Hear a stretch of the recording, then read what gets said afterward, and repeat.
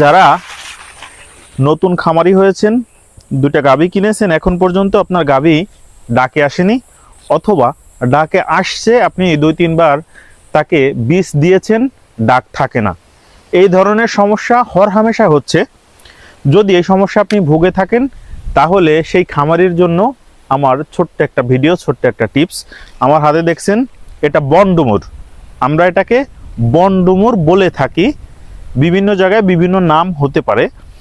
তো সেক্ষেত্রে আপনার গাভী যদি ডাকে আসে, তাহলে ডাক থাকতেছে না, 2-3 বার বীজ দেওয়া হয়েছে, এমনটাও যদি হয়। আবার এমন হয় যে আপনার গাভীর বয়স 2 বছর 3 বছর হয়ে গেছে, এখন পর্যন্ত ডাকে আসতেছে না। তার জন্য সহজ সমাধান হচ্ছে এই ডুমুর ফল।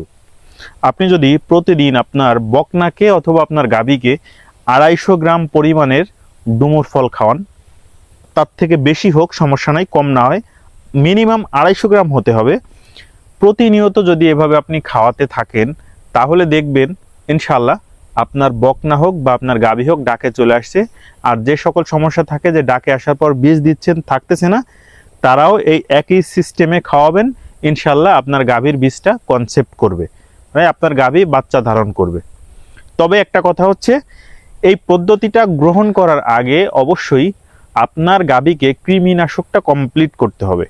আপনি কৃমিনাশকটা কমপ্লিট করেন, তারপরে গিয়ে আপনি ডুমুর ফলটা খাওয়ান, ইনশাল্লাহ এটা খুবই কার্যকারী এবং পরীক্ষিত একটি ট্রিটমেন্ট। যদি আপনি সঠিকভাবে করতে পারেন, ইনশাল্লাহ কাজে চলে আসবে।